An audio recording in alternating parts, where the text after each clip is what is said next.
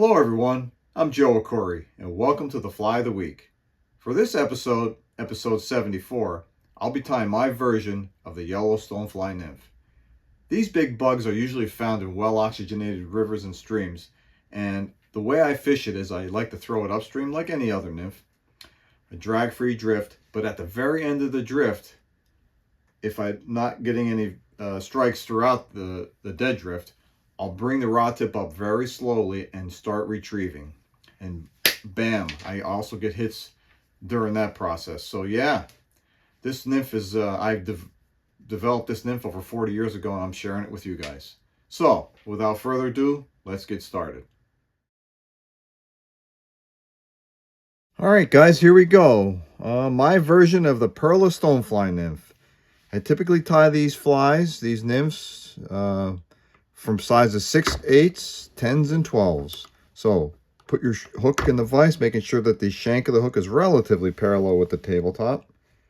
And begin covering the entire shank of the hook with thread.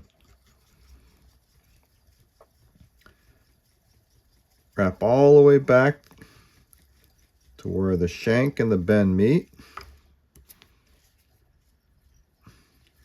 And come back up to about 1/16 of an inch from the eye.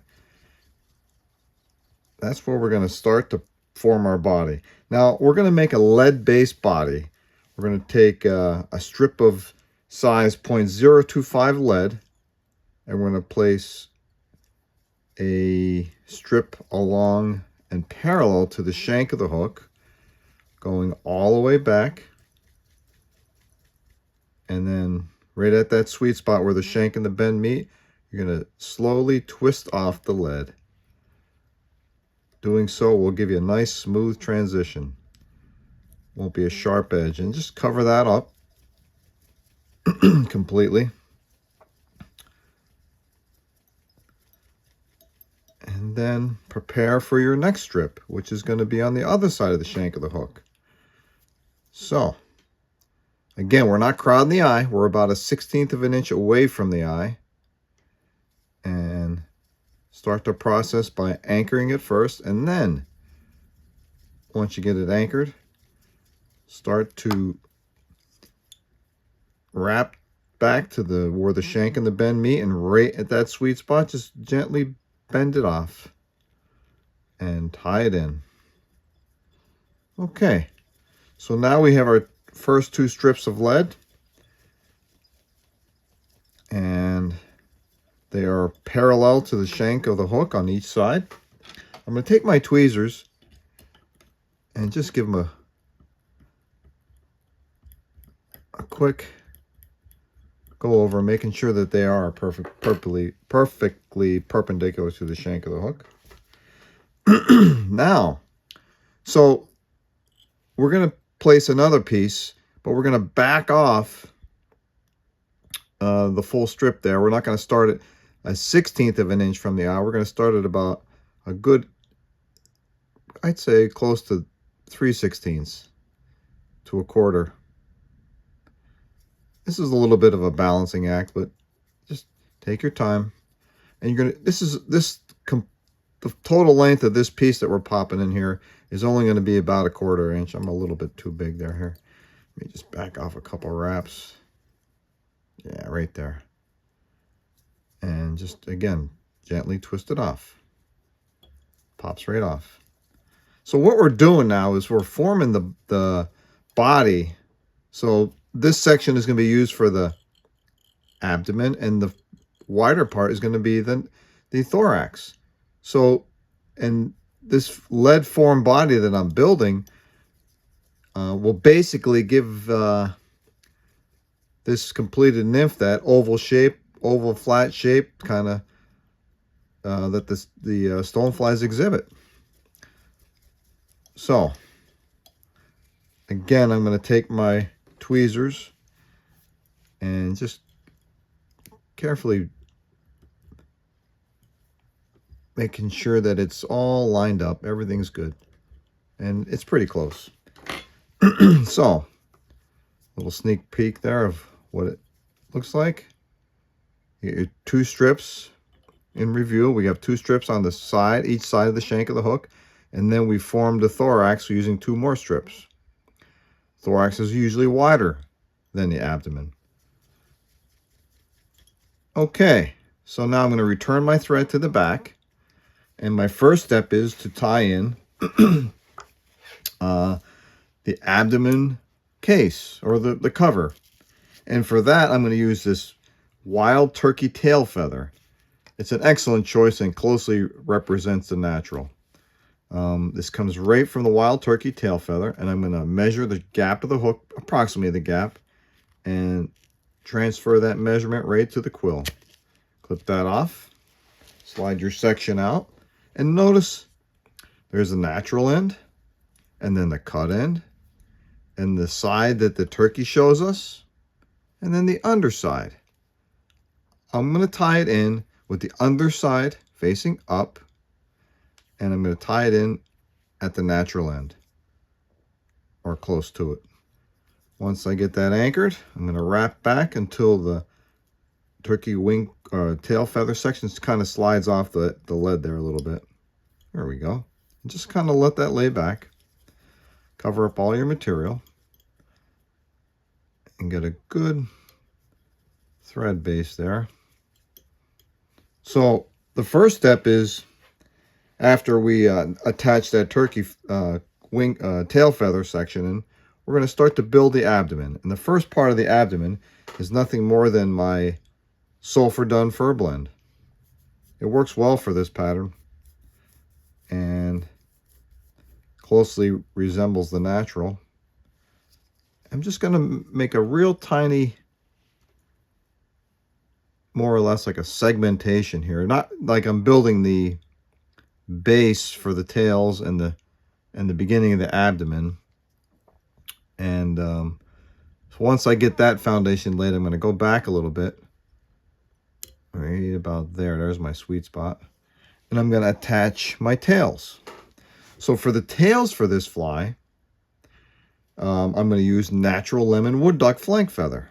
So to prepare it, I'm going to strip down the fibers that I'm not going to use, thus exposing the stem.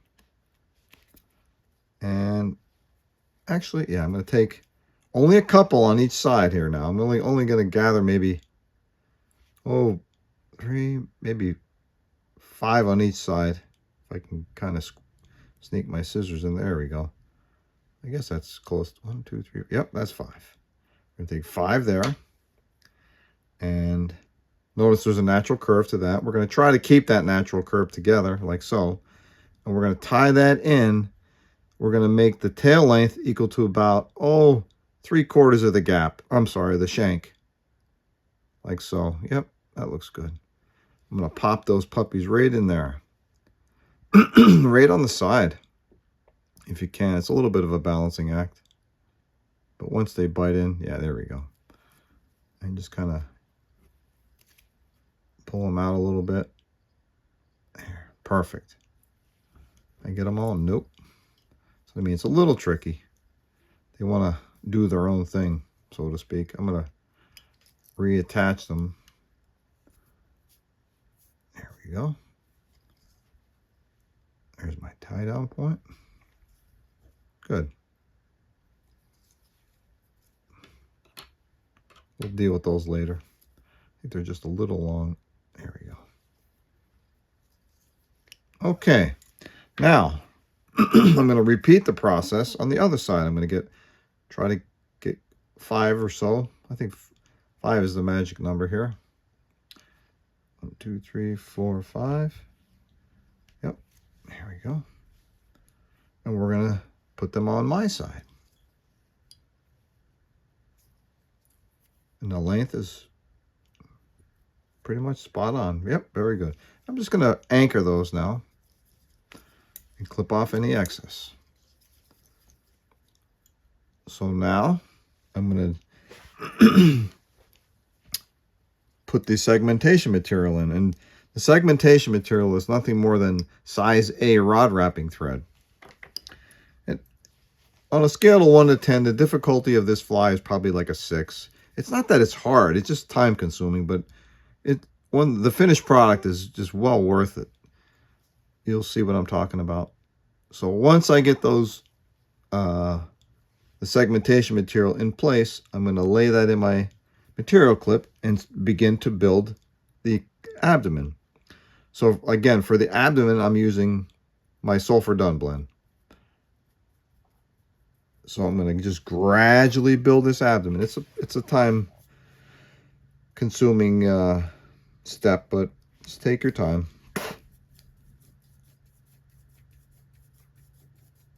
And just start to build nice fine noodles like so. And work them up to the midway point almost, or maybe like 60% of the shank of the hook. Yep, looking good. Oh, a little tight there. There we go. I'm going to take a peek underneath to make sure everything's covered, and it is. And just step up and build your abdomen moving forward.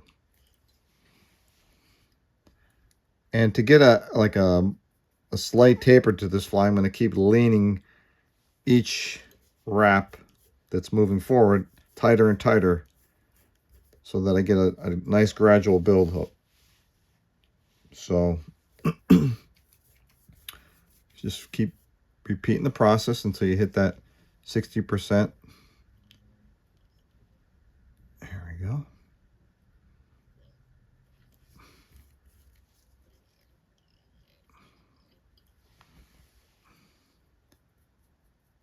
So most of these stoneflies are found in very fast water, well oxygenated water, and that's where I like to fish them. I mean, a nice dead drift, high stick dead drift, bouncing these babies on the bottom, and trout can't seem to get enough of this fly. Really works well. And I'll tell you another way. Once the dead drift is done, I'll kind of drag them in really slowly, and they seem to pound them on the retrieve as well. So yeah, just keep your rod tip up a little bit so the rod takes most of the shock. But this is a beautiful representation of the natural, as you'll soon find out and see. Okay, so the abdomen is, I would say, is finished. Maybe a little bit too heavy there. Missed a spot there. Now I'm just going to cover up the thread with a real light coating of my blend. And just go right to the front. Nice. Okay, now take your wing case or your abdomen case. Go right over the top. Make sure it's centered, like so. Try to get it as close to as perfect as possible, and tie it down to secure it. There you go. Now, take your segmentation material, take your first wrap, and then start to make equally spaced segments all the way up. It's looking really good, guys. You can kind of see the progress we're making here. Just take your time and get them as even as possible. There we go. And secure that. And then I like to fold it back over the rod wrapping thread to lock it in. It'll give the abdomen a bit more durability. So now we got these tails flying around here. And kind of ugly looking. And what I do then, the next step is to put a couple drops of head cement on there. Really gives them a good effect here, and just carefully just saturate that with your favorite head cement, forming the tails. Let that sit a while, maybe 10 or 12 seconds, just to let it set up a little bit. And then I'm going to just carefully just grab one at a time and roll them in between my fingers. And it makes an awesome set of tails. Really looking good. Now, so we built, our abdomen is complete. We have our body, our abdomen, our segmentation, our tails. And now we're going to start the thorax. So the thorax is, we have this tie down point, and I want to utilize this for the wing case. So what I got to do to cover that up is fold this back on itself carefully, keeping it centered, and then just wrap back until I bump into the abdomen. And then when I fold this forward, I don't want to see any thread, and that's just like it's coming out of the next part. The body part is a nice transition from abdomen to thorax. So that worked out well. So for the legs, the first part of the abdomen is putting the legs in. And for the legs, I chose a very dark dyed grizzly, like a dark Coachman brown grizzly. And you can use regular grizzly, but I like to use the dark brown. So I'm going to prepare this hackle by stripping the downy fuzz off the base, exposing the stem, and notice that it has a natural curve. You know, it can curve in any direction. I want it to curve down and over the fly. So that's how I'm going to anchor it, to the side of my hook shank, and it's down and over the fly. And fasten that down and clip off your excess.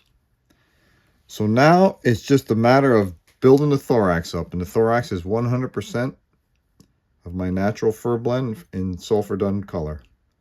So it's going to take several applications. It's a great dubbing exercise, and just have at it. Take your time and build up the thorax. And remember, the thorax is noticeably larger than or wider than the abdomen, and that's why we built the underbody. And we added an extra strip of lead on each side of the original 2 strips, and it widened it, and it'll give it a really nice profile when this is done. This nymph rocks, guys. So I really enjoy fishing this. And I believe this species has a 3 or 4 year life cycle. So you can tie them in different sizes, like I mentioned earlier, 6, 8s, and 10s, and 12s. You know, so it's good to have the sizes, because they're an aquatic for that many years, 3 or 4 years. So continue building this.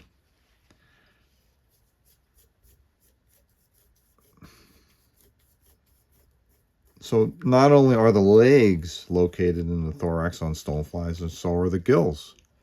So we're going to bring this fly to life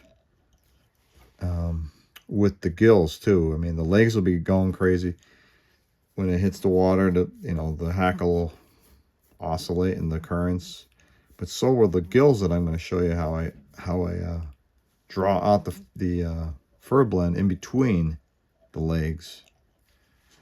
This should do it. This last bit of fur blend should do the trick. Maybe one more, but it'll be either way, it'll be a nice light application.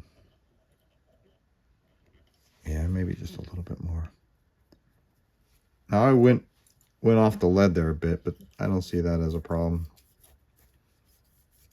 which I'll show you in a second. There we go. So now I'm going to form a head, like so.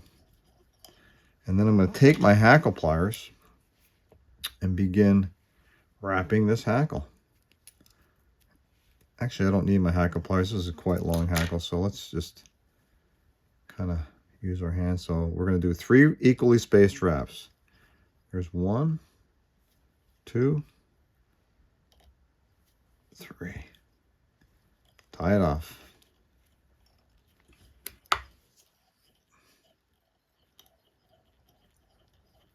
Clip off your excess. All the stuff on top here, get rid of. Clip that off. Looking nice. Take your, there's a couple more. Take your wing case and center that over the entire thorax. Fold that over and lock that in. There we go. Now I'm going to take a couple fibers on each side away from the main group and cut out the main group. And we're going to use these two as pinchers. Okay, it's looking great. I'm going to tie my finishing knot.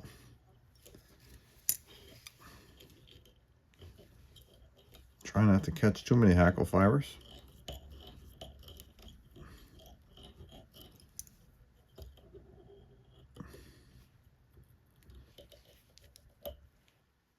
Okay, now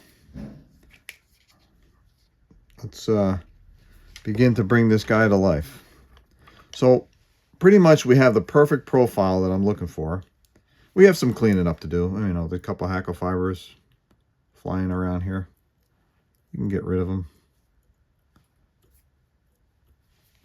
But what I'm going to do now is draw out, using a very sharp dubbing needle, I'm going to draw out the fur blend that's in between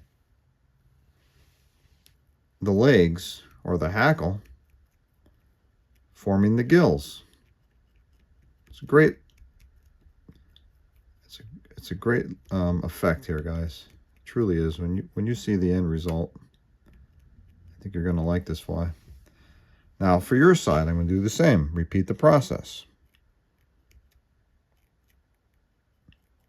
Just be careful you don't damage your hackle. It's a process. Just kind of draw it out. Then I'm going to turn the fly upside down a little bit while it's in the vise and clip off the bottom hackles fibers. Get rid of them.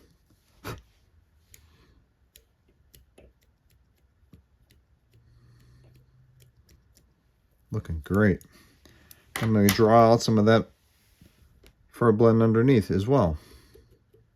A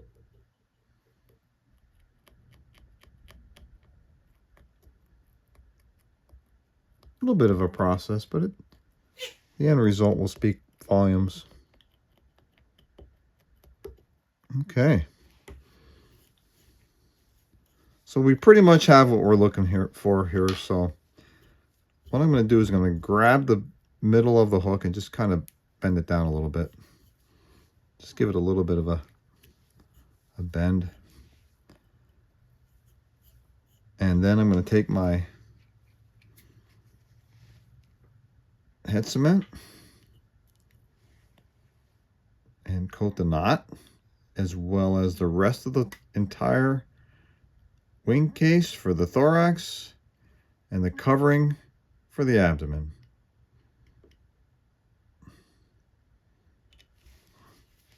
And then just glide my finger over the tops, and this fly's done, guys. This is one heck of a good looking bug, I'm telling you. And the trout respond very well to it. So there you have it, guys. My version of the Perla Stonefly Nymph. Great looking bug, as you could see. And the hardest part is just the dubbing exercises. You know, there's quite a bit of fur blend that, you know, a lot of repetition here, but the end result speaks volumes. That's a great looking bug. Great looking fly, and fish it deep, guys. So, hey, I want to thank you for joining me in this episode of the Fly of the Week. If you like the content I'm pushing out, make sure you hit the notification bell and be sure to subscribe. Tight lines, guys.